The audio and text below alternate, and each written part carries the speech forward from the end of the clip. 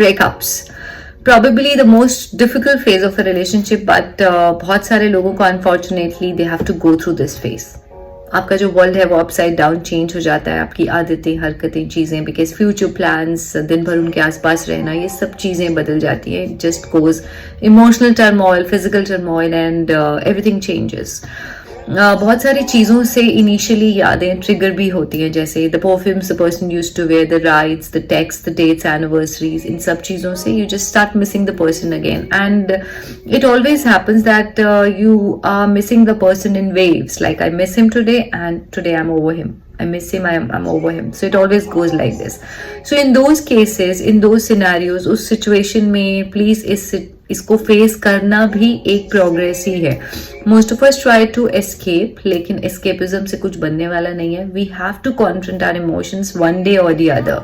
No doubt जिंदगी की रफ्तार तेज करने में कोई प्रॉब्लम नहीं है, बट देन ऑब्वियसली साथ साथ अपने आप को हील करना भी इंपॉर्टेंट है, because otherwise we are going to carry forward those emotions.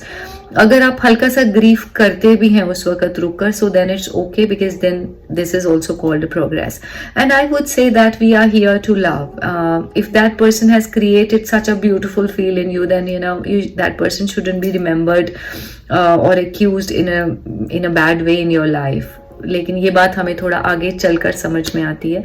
The way we read a book today, और 4 साल बाद जब हम उसको पढ़ते हैं, सो हम एक डिफरेंट आउटलुक से पढ़ते हैं, because we are mature, we are grown. So it's just a chapter of your life, it's not the complete life. Please remember that. And lastly, जैसे आप एक रिश्ते से बाहर आते हैं, तो when we are in a relationship, we are like, हम अपनी आइडेंटिटी उस रिलेशनशिप में ढूंढते हैं. Why not take it as a transitional phase, that now there is a change, and yes, maybe on an emotional level too, and now I am going to look for myself like my identity, और maybe thrive in this world independently like an individual. So it's a transitional phase, and closures are very important, as I always say.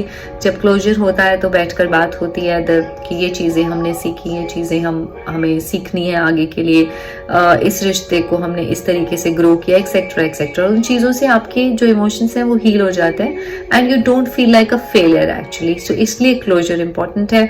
Jin case में हो सकता है बढ़िया बात है, जिन cases में नहीं हो सकता है, then also I would say that it was just a chapter of your life and not the complete life. And please do not take this life so seriously. कोई भी यहाँ से जिंदा बच के वापस नहीं गया, सो it's just okay. I hope it works.